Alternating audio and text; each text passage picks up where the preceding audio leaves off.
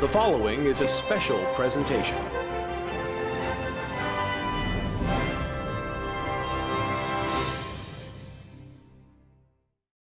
Hello, and welcome to the 54th Annual Communications Week, hosted by the Bethany College Department of Communications and Media Arts. My name is Lauren Simpson, and as the 2015-2016 Junior Departmental Fellow, I would like to thank you for joining us this evening and say what a pleasure it is to have you all here. At this point, it is my pleasure to introduce our Senior Departmental Fellow, Ms. Sammy Schott. Sammy has done great things for the Communications and Media Arts Department since the moment she stepped foot on campus, becoming involved in the department as an underclassman and never looking back since. She is the former Operations Manager of WVBC Radio and former Secretary of PRSSA, currently serving as the Program Director of WVBC Radio, in addition to being a driving force in making Communications Week 54 the great success that it is. At this time, I ask that you please give a warm welcome to Ms. Sammy Schott.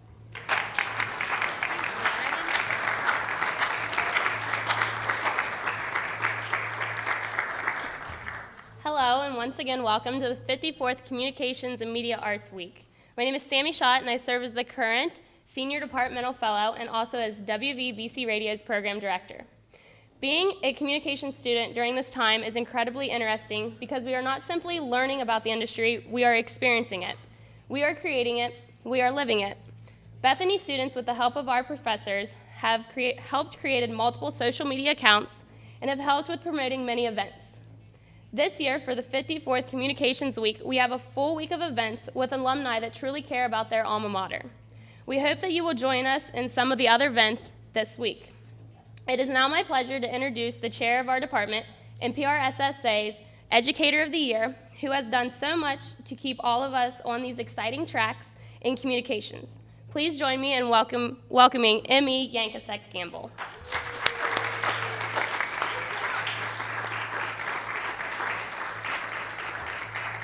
Each year we have wonderful junior and senior fellows, but I think these two ladies are especially great. Thank you.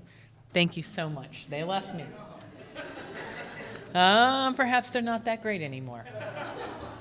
Good evening, and thank you so much for coming to the 54th Annual Comm Week. I want to give a couple shout outs to some wonderful individuals who without them this would not be possible. Tonight we are joined by our wonderful and very supportive Dean Katrina Diakeen, and three of the hardest working faculty members I have ever had the privilege to be with, Dr. Patrick Sutherland in the back, Dr. Jason Smith also in the back, and Professor Eric Sprouse in the back. There we go. So they are all with us. We also have an assistant member of our department who, if you have an all-around safety who just does absolutely everything, and my own personal Bigfoot and great husband, Dr. Mort Gamble. So thank you very much for being part of it with us. As in the past, we strive during Communications Week to capture the latest trends, research, insights, and really just exciting stuff that's happening in the media arts. The emphasis in our department is on strong teaching and experimental learning. During the past few years, our students have completed a number of incredible internships. On Wednesday, we're inviting you to come to the internship fair that we're having in Commencement Hall. You can talk to each of the individuals, find out what they did on their summer vacation, and how you too can have an opportunity to have a wonderful and meaningful internship and gaining valuable experience that will prepare them for a multimedia digital marketplace. I think our career placement is outstanding. The gentlemen whose names you heard me introduce have so much to do with that. Dr. Sutherland has been with us for over 26 years. He has an understanding of where our alums are, what they're doing, and an incredible respect from them. Dr. Smith and myself, and of course our junior member, Professor Sprouse, All of us know that while learning is wonderful, and especially being here at a small college of national distinction is a great opportunity, we also are interested in seeing how that allows us to make that next step in our life, whether that's graduate school, whether that's seeking employment for a larger company, or going on an entrepreneurial track. On Friday afternoon, if you have a chance, in Richardson 21 at 2:30, one of our very baby grads, Anthony Sparks, who just graduated 2 years ago, is going to come back and talk to us. Anthony left and worked for a very big company and realized that, quite frankly, he could make more money owning his own company. And so that's exactly what he has done, and he is going to share with all of us. Those of you who are here from my COM 101 class, you've got front row seats for that particular activity on Friday afternoon. So we're very, very proud of all of our students who represent Bethany so well in their fields of communication. The quality of our program is matched by the enthusiasm of our students, and I'm looking around the room and I'm seeing quite a lot of them. I am to understand, if I counted properly, that the Business, Communication, and Media Arts academic program is one of the largest on campus, with majors and minors. And so I am very grateful for the many alumni, friends, sponsors, donors, and members of the campus community who have contributed to allow us to have a wonderful, successful, exciting department. So, are you sitting out there wondering what Bigfoot has to do with Calm Week? Me too. You know, we're all storytellers. We're all digital storytellers. And some stories capture our imagination more than others. This is one that kind of gets in there. It's like the earworm of your favorite song. And Bigfoot captures the imagination, not just here, not just domestically, but internationally. And tonight, we are very excited to have Professor Sprouse to talk to us a little bit about how this movie was made, who made this movie, the stars of this movie, and quite frankly, why Bigfoot seems to be one of those storylines that keeps us asking more and more questions. So will you help me welcome Professor Sprouse to the podium, and thank you so much for being here.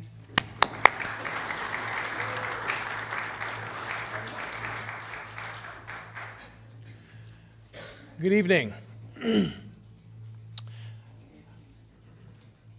These are the moments that every teacher appreciates and looks forward to in life, because we have the opportunity to support our former students as well, as you can see. Jared Schell, the gentleman in the back, dressed like the young Santa Claus,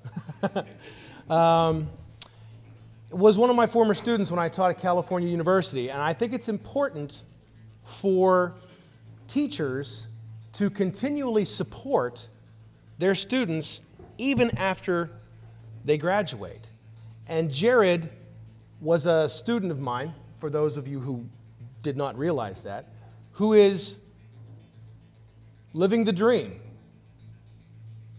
And he has made a wonderful production. I have already screened it, and it is very good. I will advise you to stay until after the credits, because he pulled the Avengers trick, and there's just a little bit of the movie afterwards, after the credits as well. But the point of it being here for Calm Week is to allow you, as the current students, to appreciate how difficult it is to truly pull off a film of this nature. And if you've worked with the Bethany Broadcast Network or BCTV, you know it's a challenge to do a simple football game or a challenge to do a basketball game. He's done an entire film based on the legendary Bigfoot. And it's not a documentary. It is a comedy horror film, a lot in the vein of maybe Scary Movie, I guess. But the importance of it is immeasurable because we wanted to present it to Com Week because it was shot here in the local hills of Pennsylvania, in that area. Jared lives in Los Angeles now. He is living that dream. And we want to try to inspire you to try to live yours, especially here during Com Week. And that's what's important to recognize, that if you're a radio disc jockey, a movie maker, a director of sports, someone who calls sports, someone involved in communication, or even if you're not and you have that kind of dream, Jared is here to have a little question and answer session after the film is over on what it was like to make Bigfoot. And I think it's an opportunity that you should all take advantage of. Ask questions. Take a look at some of the things that he's done in this film and see how truly remarkable it is that it could be done on this level, your level, and any kind of a movie that you can make as well, and that we can bring you back to Bethany and honor you in the same way that I'm honoring Jared, who is now my friend, no longer my student, who has truly done something amazing. And that's what I hope that you get out of this, that as a teacher, this is the proudest moment you can have when you can support a former student who is now very much your peer. And that's why I'm doing the Bigfoot, because I'm very supportive of him. All right? Ladies and gentlemen, Bigfoot the movie.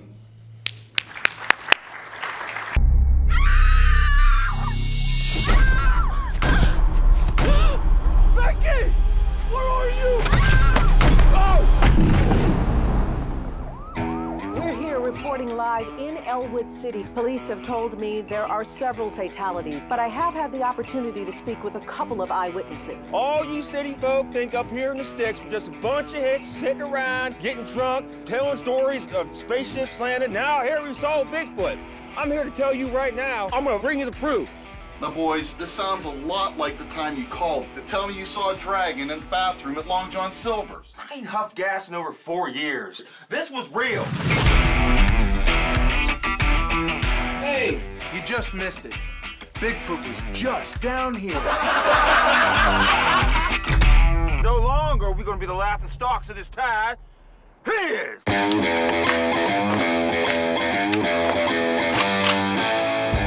We need to find this beast, and we need to kill him. We need to kill him down! Is it a crime to go out driving around, spotting deer, shooting shotguns, all while drinking beer? Yes, actually, those are all crimes. I'm an exterminator. That's what I do. I exterminate things. You know, pests, vermins, except humans, of course. Of course. We're gonna take Bigfoot, grind him up, turn him into jerky, and then we'll sell it to the town. I'll give you my world famous deer jerky recipe. That sounds good. Let's do this! Yeah!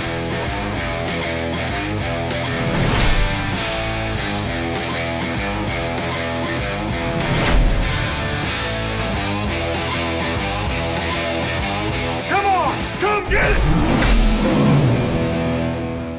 Look how large his footprint is. It's huge. It's big. It's a big foot. You get it?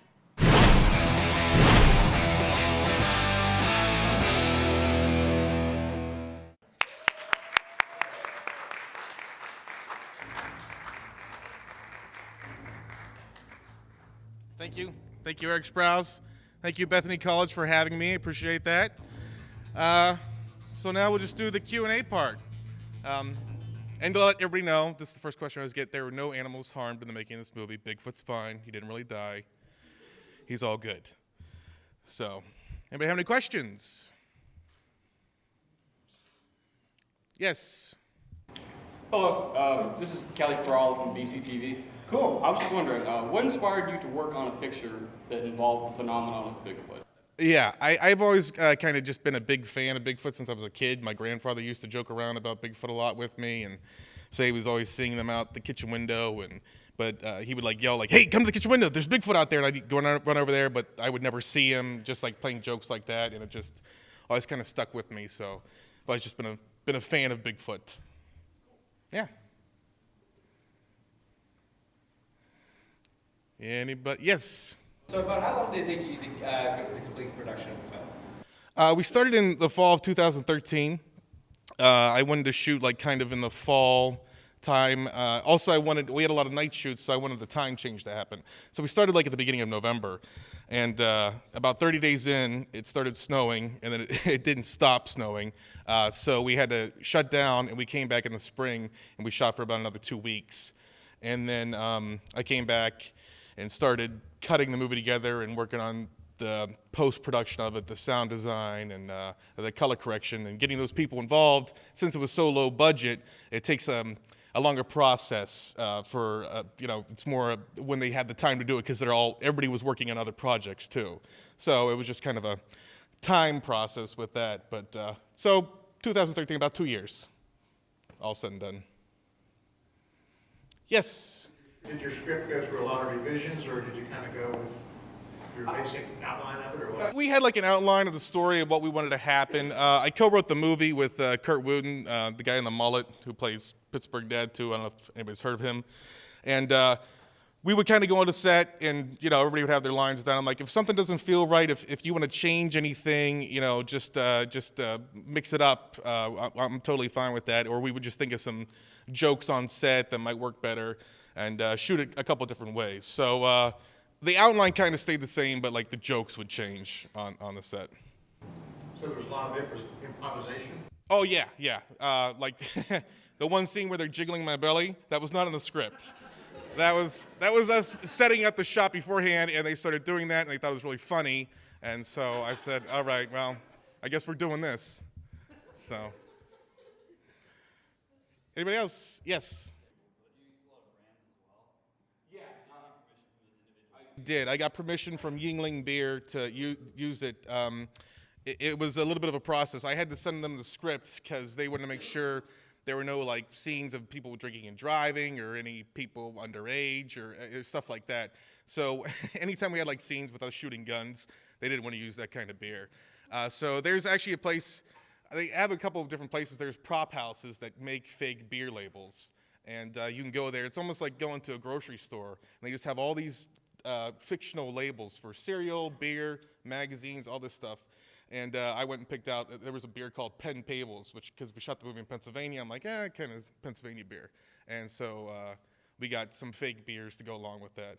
And then along with like Permane Brothers, I just called and asked permission to use their brand. But it's just calling ahead and getting the permission and getting into writing and stuff like that. But everybody was pretty nice about it.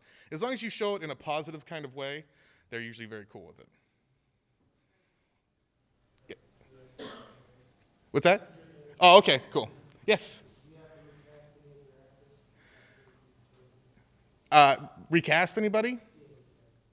Not so much. Everybody was pretty much who I wanted to use. Yes? What was the biggest challenge you faced? I'd say the weather. That was the biggest one. Even probably around here too, you never know what you're going to get from week to week. So you kind of plan your whole week ahead of filming and where you're going to be shooting and get everybody together. But you might show up and there might be a big snowstorm or it might be raining. So that was just the biggest challenge dealing with that. Yes? So how much does a good looking Sasquatch cost? Our Sasquatch, it was, I think when it was all said and done, it was about $20,000.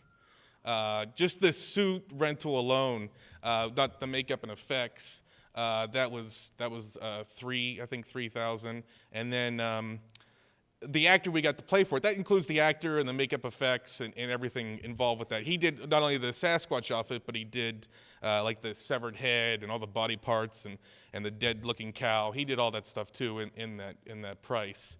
And but I mean, they got the whole, like, got to get the whole face stuff done. Like he had to get he had to go to the eye doctor to get the contacts made, go to the dentist to get the teeth formed for his mouth. So I mean, it was a big process getting all that stuff done for the guy who did it. His name was Trey Snow.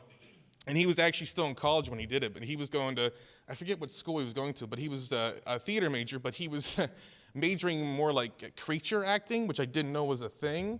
But like when you see movies like Alien or The Predator, like those people that are in those suits, they go to school for like creature acting, like how to act like an alien or a Sasquatch and stuff like that. So this was his first movie doing this, and he did a really good job with it. Yes? Could you talk about some of the challenges, especially for people in this room who aspire to do it, of not only directing but starring in the same picture? Gotcha. It's, you really, when you do that, it's nice to have like a good crew, like a good DP, and I also had this, a really good AD, a really good assistant director. So anytime I was on in front of the camera, he was behind it, making sure that we got everything right and it looked good. So that was a big part of it, just knowing someone I could trust and knowing he knew what I was trying to get. So that was a big thing. And then messing up my lines all the time too and yelling at myself. What's the matter with you? Do you find that you're hypercritical? No, I think I was amazing. No. No, yeah, you are. And then, like, it's weird because no one's really, what's nice is it was a very, like, everybody is helping everybody out. So if something didn't land right or someone said, maybe you might want to try that again, and that was all around, that really helps out. And we would help each other with that stuff. Big team effort. Yes? I was lucky enough to actually see another one of your movies, Fabulous. Oh, okay. In Sprawls' class. Yeah. What were, from then until now, what are some of the major lessons that you've learned throughout your experience that took you, or not took you, that placed you where you are today in movie making business? What was cool about that, like, that was when I shot that at college, and I talked to Sprouse about this too. I always think it's like when you're at college, and if this is something you want to do, I find it's like your own movie studio here. You got access to pretty much everything, and locations and sets, and you can do stuff and not have to. You have to ask permission, but you have to pay for permits or pay the actors or pay the crew. Really, you can just go wild, go nuts, and shoot whatever you kind of want to shoot. But from there, the friends I started making from there and working with, I still work with some of those people, and it also taught me how to, direct and work with a group of people, because it's a lot of personalities, and a lot of people, and there's a lot of things you're trying to accomplish, and just trying to lead the ship. So that stuff was very helpful, and thank you for watching Fabulous. Oh, it was great. Anybody else? Yes. Could you cite some instances regarding the difficulty of shooting at night? Okay. Yeah. We had a lot of help from the local police department there. They were very behind the movie, which really helped. And they actually had this big police truck that had this huge LED light on the front. That was very nice to have for night shoots. And then, but every night shoot we had to have a generator. And the problem with the generator and audio, it just doesn't go along that well. So we would have to get this generator, and we would hook it up and have it as far away as you can from set, and then run extension cords up to the set to keep it going. But that's a big part why I wanted to wait till the time change happened, where it started getting dark at 5:30, because I knew we would need as much darkness as we could get in those night scenes. Because, you can set up as much as you can, but you got to wait till it gets dark to really get it lit. And some nights it'll be 2 hours before we get the first shot off, just getting everything lit and ready to go. And then sometimes a light goes out, or you have those problems too. So it definitely takes a lot more time than it does in the day. Did you have a lot of difficulty with the Bigfoot suit? Not so much. The suit was pretty good. It didn't give us that much problem. The guy we got for the special effects makeup was really just on and knew his stuff, and was really great with it. Yes. How many hours of shooting for that? How many hours shooting for the movie? I never really did the whole math behind how many hours to shoot. Which nice is about digital, you can just keep on shooting. But I'd say over 100 hours at least. of stuff to go through. And that includes stuff that, we did a couple time-lapse shots and stuff like that, so you're recording for a while. And I was always big on telling the DP, like, just, when we're there and we're in the scene, even if we yell cut, like, feel free to roll a little bit afterwards or beforehand, because there's some stuff we got in there that was we just happened to catch, and it worked out really good. Yeah? Yes? Just curious, what was it like using firearms in your movie? That was the second most expensive thing in the movie, because originally when we shot the fake trailer, we just used guns, whatever. But when you have talent on set and a lot of crew people, like, you got to be safe about that. So I had to hire an armorer who, they do this stuff where all the guns were, half were real and half were fake, but it's all blanks or stuff like that. So, and that's very expensive. Like, blank bullets compared to real bullets are actually a lot more expensive.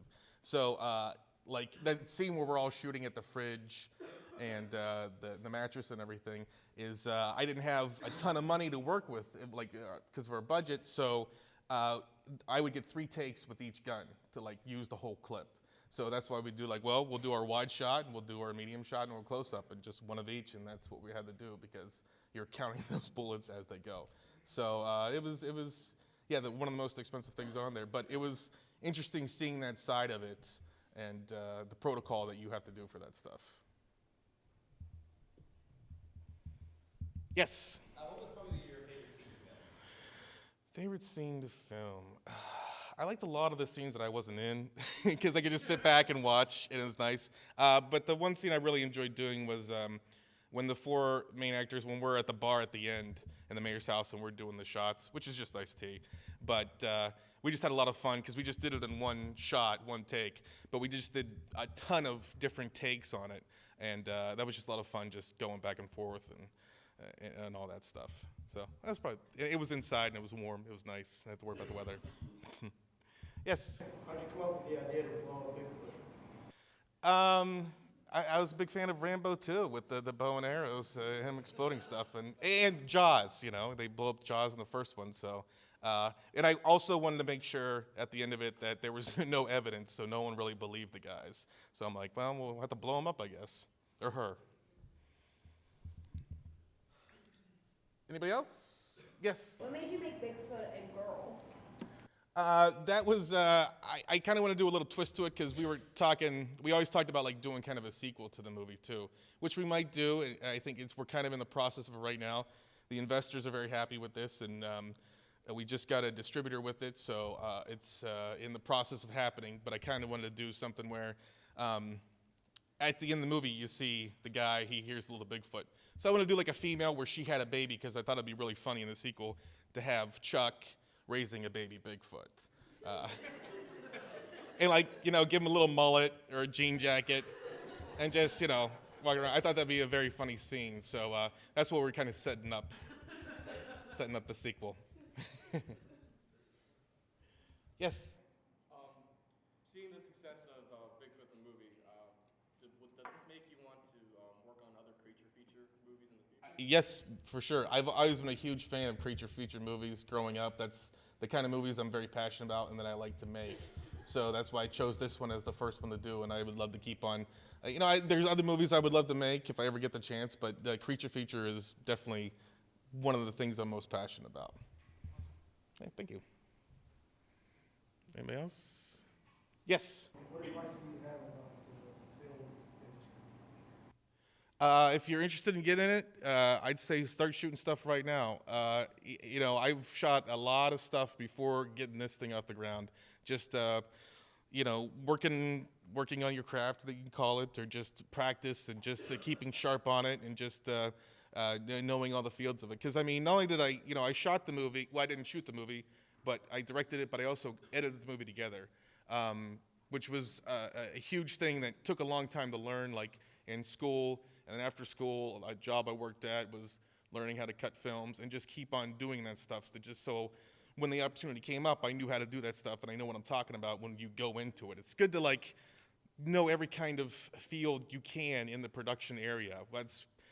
in California where I live, I've done, pre-production, post-production, worked as a PA, worked as a camera assistant, done all that stuff just to know as much as you can about it so you kind of have an idea of what you're getting into. But I say just always be shooting stuff. Yes? I noticed, I've known you forever. Yes. So, a lot of years.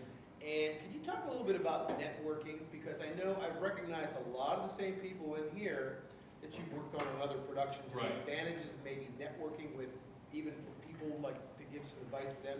Well, we were talking about Fabulous a little bit. People I've worked from then still work for now, because it starts in life. You start working with people when you realize the people that you do want to work with and keep on working with, who make a good team or just have the same kind of ideas and focus.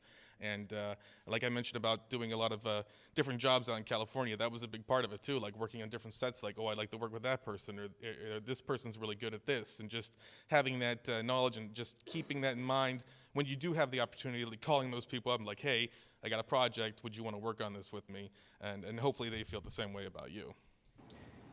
You've worked a lot on other stuff. I want everybody to understand, you've worked a lot on other stuff other than just college films and this one. Right. You did a lot for MTV, you did a lot with, was it Urban Legends? Yeah. And some other TV shows. Can you kind of elaborate how all of that kind of comes together to give you a background to get investors interested into something like that? What would always help with those investors is just knowing what you're talking about too. Like, hey, this is my idea for the movie, and having the fake trailer was good too. So they had an idea of what I have worked, what I have done, and know that I can do something like that. And then just saying the people that I've worked with and everything. And right before I got the movie done, I worked on for FX Networks at an outside vendor where they'll hire your company to shoot stuff. And we worked on that show, Sons of Anarchy, from the beginning to the end, shooting all their behind the scenes and their previews. And we shot a documentary of their final season. So I would kind of not name drop that, but let them know that I did work on other things and more and bigger projects, just so they know that I know what I'm talking about or doing, to kind of get behind it in a way. Yeah, to trust it. And okay, well, he must know something if he's done these things. Anybody else? One last question. Yes. If you look back at college Jared Chow, and if you had to give him some advice, knowing what you know now a few years later, what kind of advice would you give him as a filmmaker to achieve some of the success you've had over the years? I would have, I think even in college, I wasn't doing as much as I could have technology-wise with learning how to shoot stuff and light stuff. I was doing some editing stuff, but there are other aspects I really wasn't doing, and I was always thinking, well, I'm just going to direct, so I don't have to worry about this other stuff. And then I soon realized it's good to know all that stuff, so you know what you're talking about. And lighting a shot for a movie can really take hours. It can take 3-4 hours if you really want a well-lit shot. And in college, I would just throw up a light and okay, you can see the person, we're good to go, But it really can set the mood for something, and it's good to know. So when you go on set, and because I've seen it on other projects I've worked on, being a PA or something, and the director comes on there and he's flipping out because the shot's not ready to go, but you can tell they're trying to take their time and make it the best looking shot they can. But if you don't have a background knowledge of that, it just makes you kind of look like an idiot, Cool, awesome, all right. Thank you, everybody.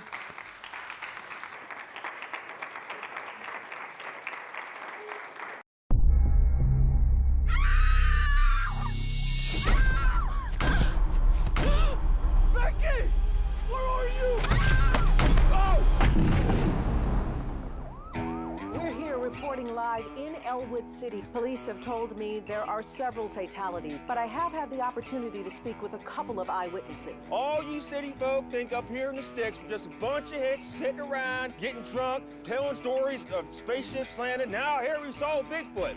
I'm here to tell you right now, I'm gonna bring you the proof. Now boys, this sounds a lot like the time you called to tell me you saw a dragon in the bathroom at Long John Silver's. I ain't huffed gas in over 4 years. This was real. Hey, you just missed it. Bigfoot was just down here. No longer are we going to be the laughing stocks of this tide. Here's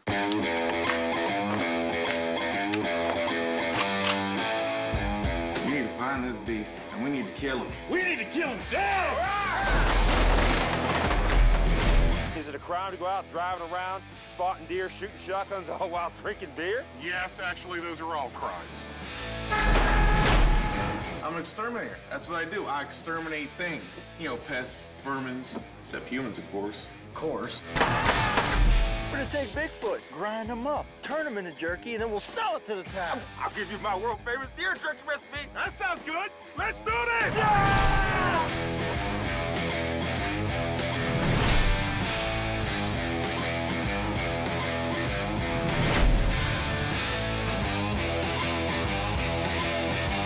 Come on, come get it!